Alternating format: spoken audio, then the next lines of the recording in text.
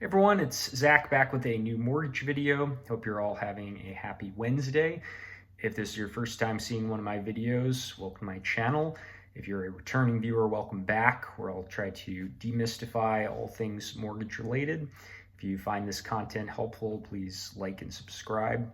So today I wanted to talk about kind of the initial things that Donald Trump has done that could affect either the housing market or mortgage rates, following up on some videos I did when he was first elected. Now we're starting to see the first steps. So let's start with kind of the housing market in general. Last week, President Trump appointed Bill Pulte as the head of the FHFA, which is the Federal Housing Finance Agency, which essentially regulates the secondary markets, namely Fannie and Freddie. Now, what's significant about that, and combined with on Monday, something Trump put out talking about trying to make it easier to buy, making housing more affordable, is that Bill Pulte is the grandson of the founder of Pulte Construction, one of the biggest spec home builders in the country. In fact, my home that I live in here is a Pulte home. So that, and then in his statement where he talks about how to make housing affordable, he mentions specifically too much red tape involved and throwing out something like 25% of the overall construction is due to unnecessary regulation. That has always been a big part of his kind of rhetoric and his policy, is to deregulate in general, but especially with housing and construction, the field that he kind of came up in. I definitely think that appointment specifically and those comments lend to concerted effort from his administration to make it easier to build and hopefully incentivize new housing across the country, which would bring down the price of housing to some extent.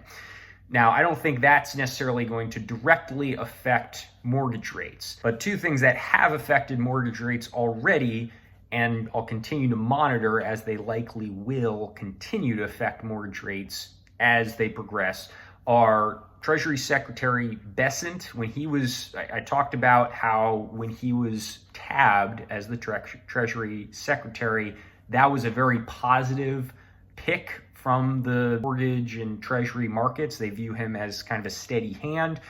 As he was being sworn in last Thursday, his comments kind of had a similar effect. He talked about cutting government spending. The market seemed to think he's actually serious about that and capable of implementing some of that.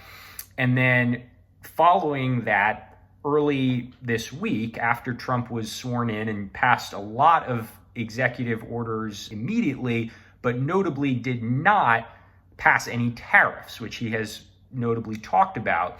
And the market also considered that a good thing, and mortgage rates improved because of that. What he's said is that he still plans to pass tariffs. They're just kind of planning things through to figure out what makes the most sense. Many believe that these talks of tariffs are really just a negotiating tactic to try and get a better deal between the US and these various countries he's talking about imposing tariffs on.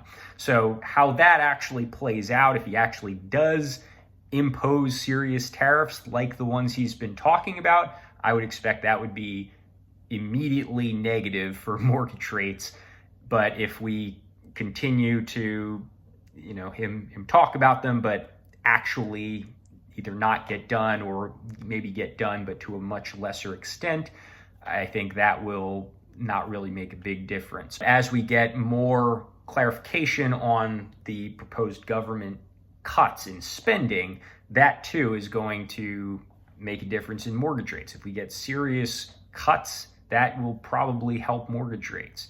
If it's a few minor items just to say that, hey, we're cutting spending, then that's probably not going to be viewed as very significant. As we have more news, more information, I'll certainly continue putting out videos on both Trump policy and just general economic news. There's not much real economic data coming out this week, but next week we have the Fed rate decision, which is almost certainly going to be a rate pause. And then afterwards, Jerome Powell's comments will be very impactful, probably much more than the rate decision itself. And then on Friday, we have more inflation data, which will likely come in strong after CPI came in below expectations. So as always, if you have any questions, shoot them below or feel free to call, text, or email me. But thanks for tuning into this video, and I'll see you next time.